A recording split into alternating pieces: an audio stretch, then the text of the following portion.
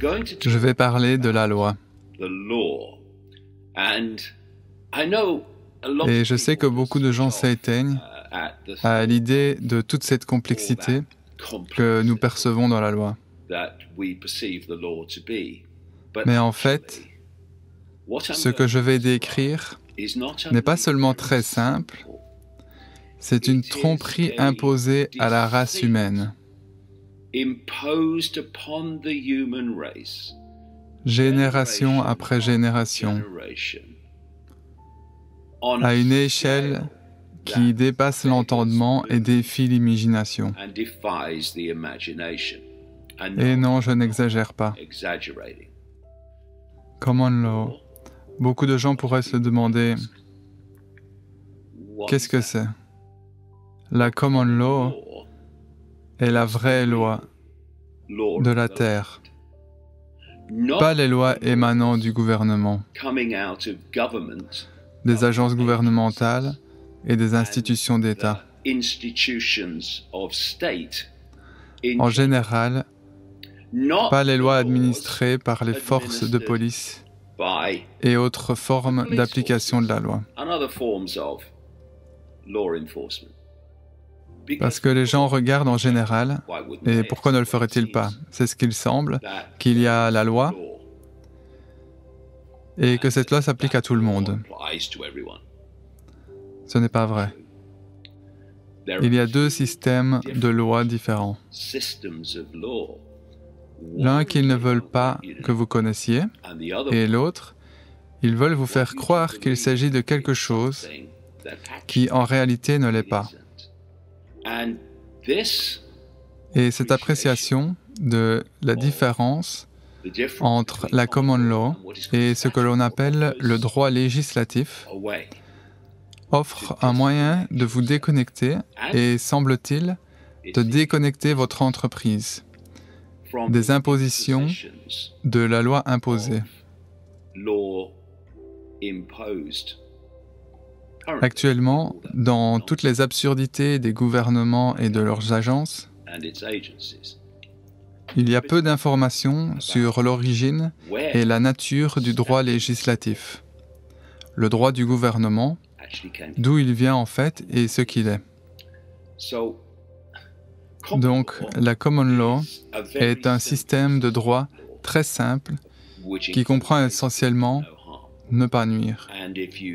Et si vous restez dans les paramètres de cette règle, alors la common law est très bien. Mais il y a un autre ensemble de lois appelées lois statutaires. D'où cela vient-il? Eh bien, il y a longtemps, le système de droit que nous appelons aujourd'hui statutaire s'est développé lorsque les pays ont commencé à commercer les uns avec les autres et que les navires marchands et les navires de vente ont fait le tour du monde et que le commerce, à une échelle de plus en plus globale, a commencé à émerger. Et ils ont développé des lois sur les sociétés, des lois applicables uniquement aux sociétés dans ce système commercial. Et le pavillon du navire était par exemple très important, car quel que soit le pavillon du navire, il indiquait la loi qui s'appliquait lorsque vous entriez sur ce navire. C'est ce qu'on appelle le droit de la mer, le droit de l'amirauté, qui est très lié au système de droit romain. Mais il est arrivé un moment où la Kabbale, la secte mondiale, a voulu usurper, remplacer et effectivement mettre de côté le droit commun, qui n'a rien à voir avec le gouvernement, et le remplacer par le droit législatif, qui est le droit des contrats. Le droit statutaire, qui était le droit de la mer, doit avoir deux entités juridiques, deux ou plus. Elles doivent passer un contrat l'une avec l'autre pour qu'elles aient juridiction sur l'autre.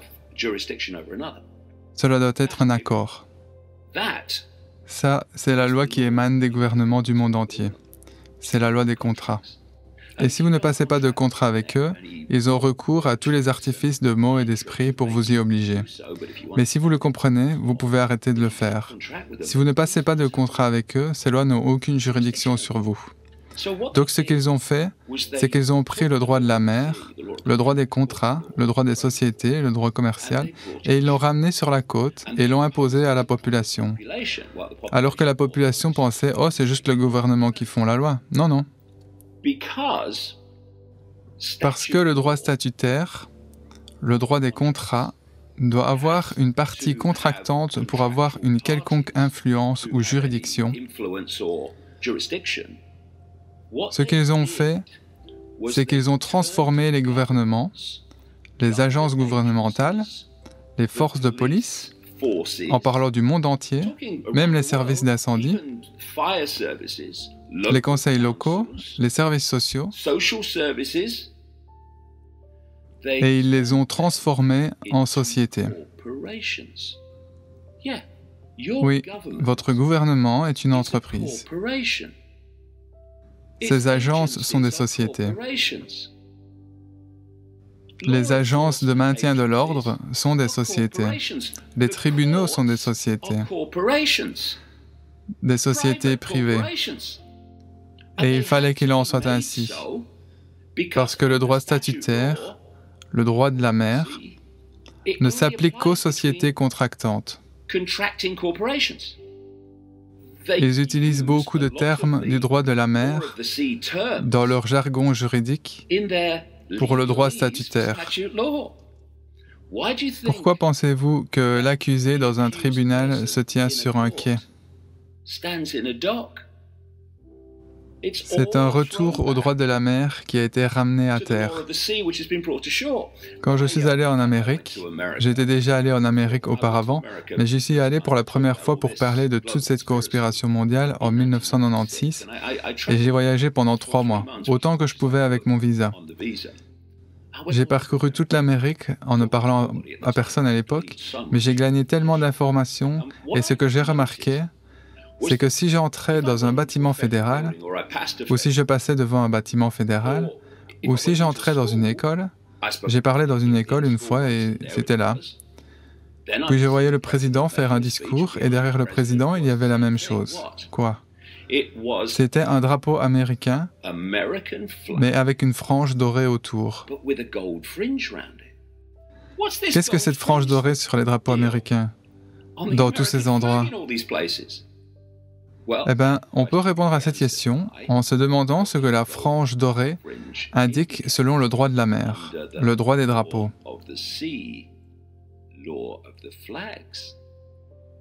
Une frange dorée signifie que vous opérez sous le droit des sociétés, que certains appellent le droit de l'amirauté, le droit des contrats.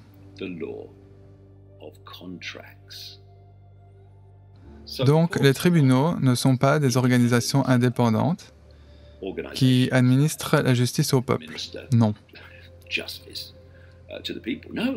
C'est une société privée et c'est si bien caché qu'un grand nombre de juges ne le savent même pas. Et donc vous avez ce droit statutaire. Et je veux dire que tout vient du gouvernement. Toutes ces lois COVID qui sont du droit des sociétés, ayant besoin de contrats pour s'appliquer. Ils ont donc transformé les gouvernements, les agences et toutes ces choses en sociétés, en entités corporatives privées, parce qu'ils doivent avoir une société pour contracter avec les gens, afin que la loi statutaire s'applique aux gens.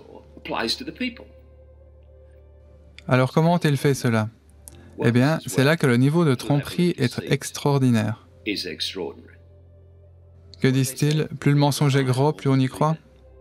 Vous naissez en tant qu'enfant vivant et respirant qui se développe en un homme ou une femme vivant et respirant. C'est évident, n'est-ce pas? Mais un homme ou une femme vivant et respirant n'est pas une entité corporative ou une personne morale. Par conséquent, le droit législatif émanant des gouvernements et de leurs institutions ne peut s'appliquer à un homme ou à une femme vivant et respirant, car ce n'est pas une entité corporative ou une personne morale. Il n'y a donc pas de base contractuelle, et c'est ce qu'ils font. Lorsque vous faites un certificat de naissance pour votre enfant, le gouvernement crée une entité corporative fictive au nom de votre enfant, et cela continue toute la vie, avec des petites astuces. Donc, ok, mon nom est David Von Eyck.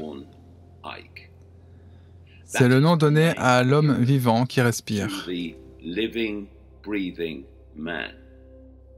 Il crée ces sociétés fictives en votre nom en mettant monsieur ou madame devant. Donc ma société fictive s'appellera Monsieur David Von Eyck. Ils utilisent l'astuce de mettre la personne morale en majuscule. Vous verrez que vous obtiendrez des documents officiels et des trucs de diverses sources, et votre nom sera en majuscule. Et il désigne l'entité fictive de l'entreprise, une personne. Donc, pour vous déconnecter de cela, ne vous décrivez absolument pas comme une personne, car si vous reconnaissez être une personne, vous reconnaissez être une entité corporative fictive. Donc le truc, le grand truc, c'est de faire croire à la population mondiale que vous, l'homme ou la femme vivant, respirant, est cette entité fictive, cette entité corporative.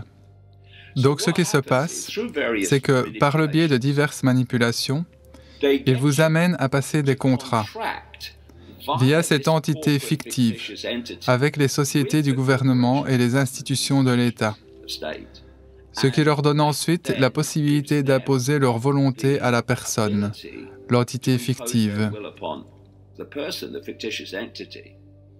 Ce que l'homme ou la femme qui respire pense aussi être. Ils pensent que Monsieur David Von Eyck est le même que David Von Eyck. Ce n'est pas le cas. Ils veulent nous faire croire qu'ils ne sont qu'une seule et même personne. Les officiers de police, dans leur grande majorité, ceux avec qui vous interagissez, n'ont aucune idée qu'ils administrent en fait le droit des sociétés, qui nécessite un contrat avec ceux à qui ils essaient d'imposer leur volonté. Mais ils reçoivent un baratin. Lorsqu'ils établissent des charges ou des infractions, ils reçoivent un baratin. Ils ne savent pas pourquoi. Vous montez en hiérarchie, ils savent exactement pourquoi. À cause de ceci.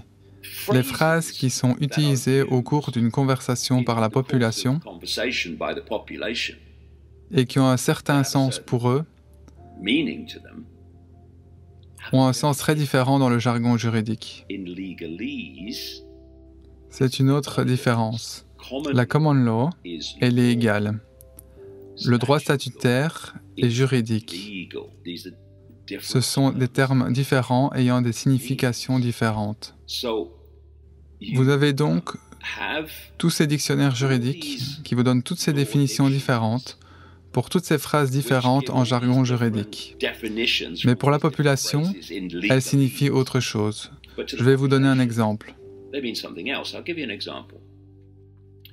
Lorsqu'un officier de police vous dit ce que vous avez fait de mal et ce dont vous allez être accusé ou autre,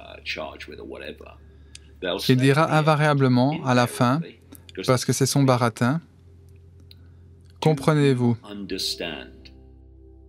Pour nous, bien sûr, cela signifie « Comprenez-vous ce que je viens de dire » Ce n'est pas ce que cela signifie en jargon juridique.